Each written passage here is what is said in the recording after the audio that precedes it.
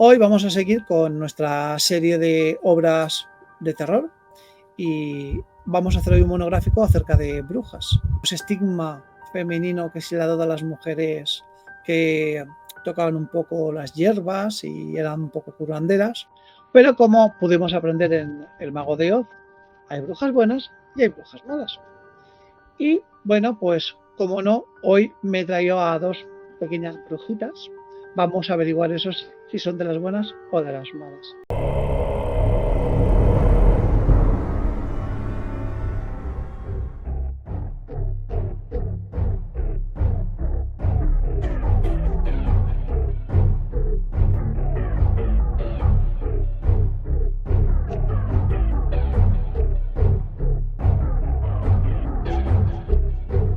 Pues Estrella, tú eres la invitada, nuestra guest star particular, así que nada. Pues comenzamos, si queréis, con dos libros que son muy famosos, los voy a un poco a unificar. Uno es el del Malleus Maleficarum, que es el martillo de los brujos. Se escribió en el 1400 y pico, ya no voy a decir los números, la fecha exacta, porque para qué decir 1486, no, lo dejo. Y eran dos monjes dominicos, uno es Jacob Sprenger y otro es Henry Kramer, que se conocía también como Henry Intitoris. Durante los 3 siglos siguientes se convirtió en un manual indispensable y era la autoridad de decir lo que estaba bien, lo que estaba mal, quién era bruja, quién no era bruja, y era la guía de la Inquisición. Entonces se aplicó sobre todo en la cacería de brujas, un periodo que alcanzó una máxima histeria desde el siglo XVI hasta el siglo XVII más o menos. Entonces, ese libro es el que se basaban, el Malleus Maleficarum. Luego, el Grimorio. El Grimorio realmente es un libro de hechizos, un tomo de conocimientos mágicos que es fantástico, que también se basa en los juegos de rol, se basa mucho. Y tiene fórmulas mágicas. Está usado por los antiguos hechiceros, por los nigromantes y todas las personas que se encargaban de hacer magia.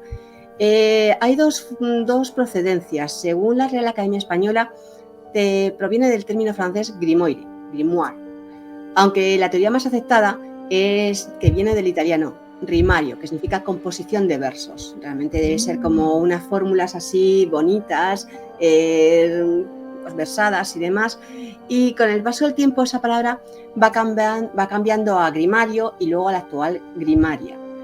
De la Edad Media nos han llegado muchísimos manuscritos y grimorios, sobre todo eso, repletos de prácticas mágicas, de antológicas, de relaciones, de jerarquías, de ángeles, de diablos, de brujas, amuletos, de rituales.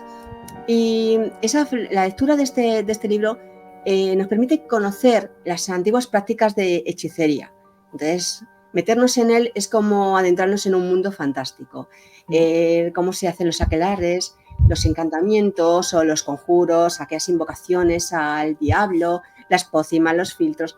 Son pues como números mágicos, instrucciones para una forma de comunicarte y pactar con ángeles, con arcángeles y con los demonios. Los 50 grimorios más importantes se relacionan en un libro, en unos libros donde se hacen distintos conjuros. Se han aceptado mundialmente como que son auténticos, pero otros conjuros se consideran falsos, más que nada por la fecha de publicación y demás.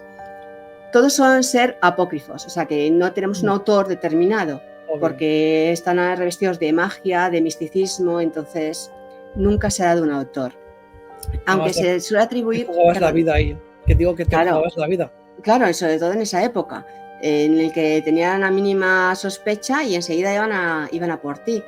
Pero se suelen pensar que es personajes de la historia, personajes conocidos, gente que era conocida, famosos de entonces, estudiosos, filósofos, y lo que hacen para eludir esa censura eclesiástica, pues ponían un seudónimo. Entonces, pero eso no quiere decir que reste mérito a la autoría, o sea, lo que es el contenido, la presentación, los sellos que hacían, las ilustraciones. Es muy trabajado y y además hacían como muy misteriosas las ilustraciones y emplean unas palabras muy, muy trabajadas, aunque no son mágicas, ¿eh?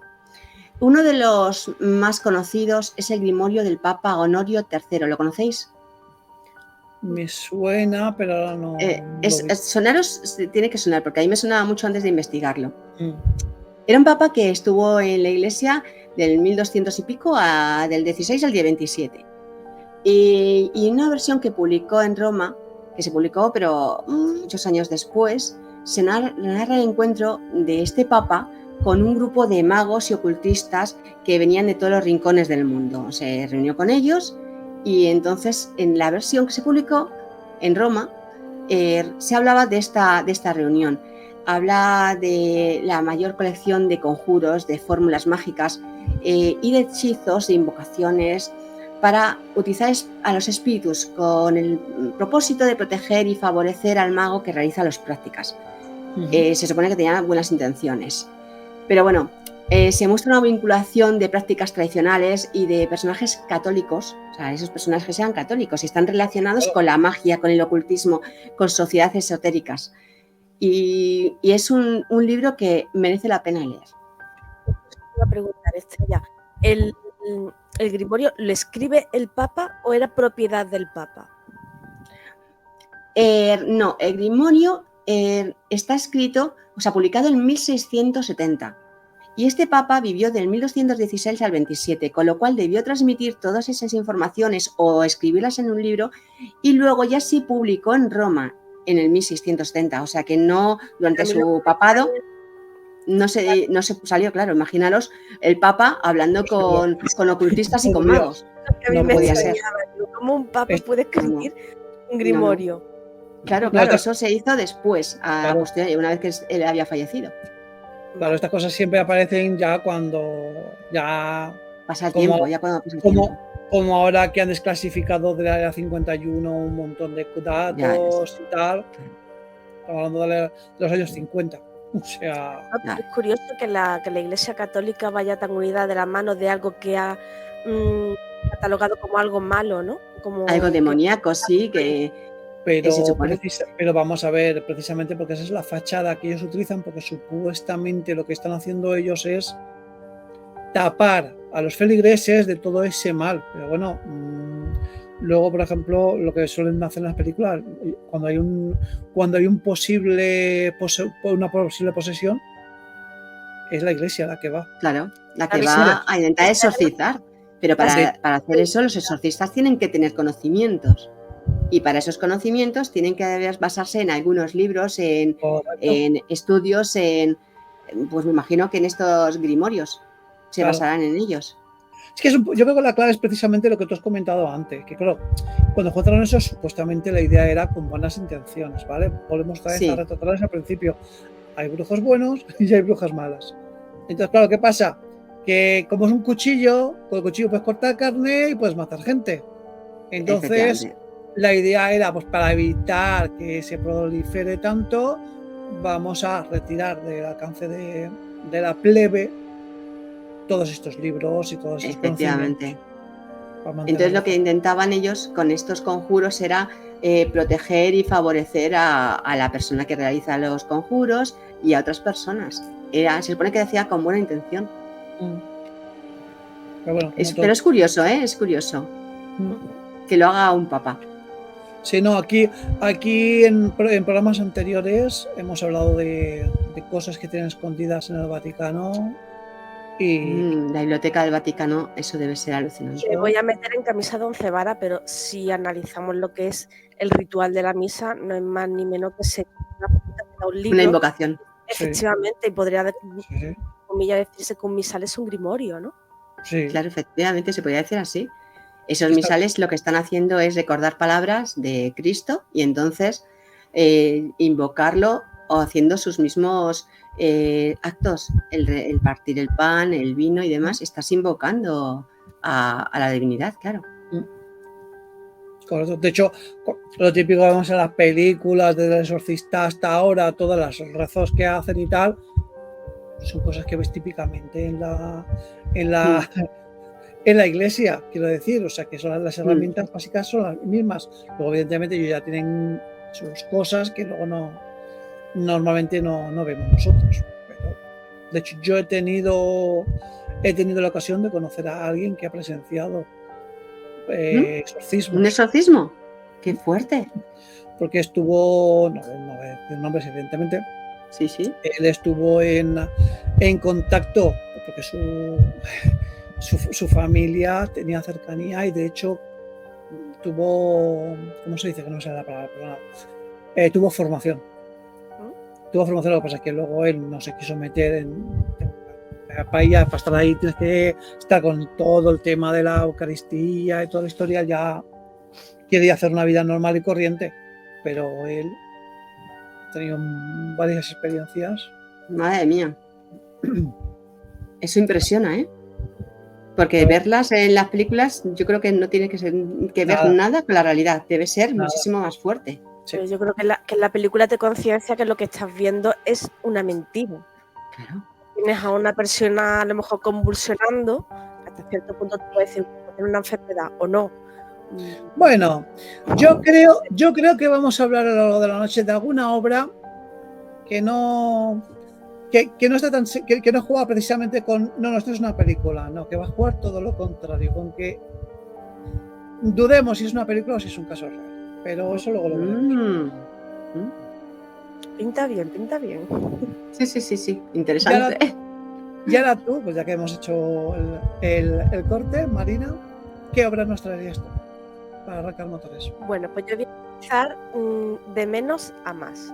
Voy a empezar con una obra de Ray Bradbury, que es un escritor principalmente que trabaja en ciencia ficción, pero la verdad que tiene algunos relatos que son de terror bastante bueno. Es una persona bastante importante como escritor dentro del mundo estadounidense y uno de los autores que más me gustan, junto con Edgar Allan Poe. Bueno, pues traigo El árbol de la bruja. Empecé este relato con mucha ilusión, la verdad, porque digo, uy, el árbol de la bruja, a ver de qué va el tema, y me encontré con una aventura para niños. Bueno, para niños o más bien para adolescentes. Yo lo voy a presentar un poco como los Goonies. Vale. Un grupo de chicos se reúnen todos para hacer el truco trato. En este caso es, decían, ahora se me ha olvidado cómo decían, trato caramelo. Y de repente se dan cuenta que en el grupo son 8 cuando deben de ser 9. Entonces falta uno de los niños, además el más alegre, el más alborotador, el que siempre está el primero armando jaleo con el que lo arrastra a todas esas aventuras y van a su casa a buscarlo. Cada uno va disfrazado de una cosa, uno va de esqueleto, otro de bruja, otro de fantasma, otro de gárgola, pero todos echan de menos a Pipkin, que es este muchacho que les faltaba. Cuando llegan a su casa encuentran que la casa de Pipkin está completamente vacía, no tiene calabaza, no tiene decoración, no tiene absolutamente nada de Halloween, cuando ya digo que solía ser el muchacho más impaciente de celebrar todas las actividades. Y eso pues les crea un poquito de angustia, no decir qué es lo que le ha ocurrido, hasta que se encuentran con él. Le dicen que se encuentra regular, que esta noche probablemente no vaya a salir, pero es que le ha preparado una sorpresa, que tienen que ir en busca de una casa que está a la afuera del pueblo. Entonces se van todos los niños a visitar la casa embrujada. Dentro de la casa, la típica casa que todos creo que hemos vivido de pequeño, que está en el barrio, que está podrida, cochambrosa, todos asustan, inventamos historias alrededor de ello. En el patio hay un gran árbol de las brujas, un árbol del cual cuelgan calabazas vaciadas con velas dentro y toda y cada una de las calabazas tienen un rostro distinto. Y de repente las calabazas empiezan a tomar vida y arrastran a los niños a un mundo de fantasía, a una aventura en la cual van a buscar a su compañero Pipkin y van a ir conociendo cómo se celebra Halloween, la noche de Walpurgis, la noche de las brujas, a lo largo de todo el mundo. Y desde la antigüedad, desde las primeras noches de los muertos, por ejemplo, en México, hasta la celebración de Halloween pura y dura que nosotros vivimos, al igual que las celebraciones celtas que se hacían, por ejemplo, aquí en España. Pues es esta pequeña aventura en la cual te va llevando a distintas culturas, vas conociendo cómo se van celebrando esa noche de las brujas, esa noche de Halloween, y la verdad que es que ha terminado enamorando, a pesar de no ser un libro de terror propiamente dicho. Qué bonito, oye. Sí, muy interesante. Me gusta eso porque es lo que dices tú. Tienes a lo mejor encuadrado un autor en un género y tal, y dices, voy a buscarme un poe y acabo encontrándome a Michael Ende. Casi que sí. No, en este caso la verdad que utiliza ese cuento, esa aventura, como yo decía, para intentar que los niños comprendan lo que es la muerte, la aceptación, el dolor, el duelo, y que más tarde o más temprano todos vamos a tener que pasar por ello. Y además te lo muestran a través de la festividad, de una cosa que estamos acostumbrados a vivir y que yo creo que en España no hay cosa más típica que apoderarnos de cada una de ellas. Totalmente, porque tenemos las nuestras y la verdad es que puestos a elegir entre un saco de gominolas o un plato de torrijas, yo me quedo con las torrijas. Yo me quedo con las dos, ¿puedo? ¿Para qué elegir? También de verdad, oye. Habría que inventarlo, torrijas de gominola. Ay, madre, debe ser eso súper empalagoso. Vengo a traeros primero, para arrancar motores, una serie bastante nueva, de hecho ahora mismo está en Netflix. No la he acabado, me queda 1 o 2 capítulos, o sea, estoy ya ahí a punto del desenlace, pero la verdad es que es una serie que recomiendo vívidamente. ¿Por qué? Porque es una de las pocas series que los últimos años están haciendo y no me apetece coger el móvil mientras estoy viendo la serie. O sea, sí. Es una serie que está pensada para que a cada momento pase algo. Sabéis que por desgracia ahora mismo las series se ponen a hablar y de temas y con eso que absolutamente no tienen nada que ver con el guión. Entonces, esta serie no. Esta es un no parar. La serie se llama Marianne. Es una serie francesa y como he dicho, la podéis encontrar en Netflix de forma legal, evidentemente. Si no, ya es cosa vuestra. El inicio, el primer capítulo, podríamos resumir lo que es como... No sé si habéis visto la película de Carpenter, En la boca del miedo. No, pues no me acuerdo. Vale, pues la historia originalmente es una autora que está leyendo el último libro de su saga famosa, la que ha encumbrado, y como no, es la última serie porque está ya harta de personajes. Claro, Marianne, el personaje que ella está escribiendo, es una bruja y ella pues escribe la historia de una chica, un alter ego suyo propiamente dicho, que es la que está combatiendo contra esta bruja durante todos los libros que dura la saga, y definitivamente decide matarlas para asegurarse que no le obliguen a escribir otro libro porque quiere escribir otras cosas. ¿Qué ocurre? En la presentación de este último libro se le presenta a una antigua compañera del pueblo, una antigua amiga suya, en la cual le dice: tienes que volver al pueblo porque Marianne te está buscando. Y entonces ahí es cuando ella empieza a decir que realmente lo que ella está escribiendo, ella no lo inventa, son pesadillas que ella está teniendo. Porque al parecer la tal Marianne, la bruja, existe. Y ella la conoció desde pequeña. Esto que estoy contando se veía el primer episodio piloto, ¿vale? No estoy avanzando. Entonces, la historia es la vuelta a casa, porque evidentemente el influjo de Marianne, las pesadillas, al no escribir, las pesadillas le vuelven a atacar de nuevo y tiene que volver al pueblo. Y es toda la historia, cómo se desarrolla, la gente del pueblo, cómo ha ido afectando a la presencia de esta bruja sin que ella se hubiera dado cuenta en estos años. Y es de verdad, si sois personas que os dejáis sugestionar mucho, no la veáis o no la veáis solos, porque de verdad como la pintas. Está muy muy bien. Yo llevaba tiempo sin estar en tensión. Esa serie es brutal. Y bueno, o sea, realmente de niña conoció a la bruja y todo lo que vivió ella lo está plasmando en sus escritos. No está contando su historia, está contando lo que las pesadillas le están diciendo que escriba. O sea, en este caso es como que la musa de la escritora es la bruja. Es la bruja. O sea, que lo recomiendas. Sí, totalmente, 100%. Sí. Mucho. Muy bien. Yo la verdad que me la vi hace ya un año, cosas así, y me dejó impactada primero porque no soy muy fan del cine ni las series francesas, pero tengo que decir que aquí se han superado.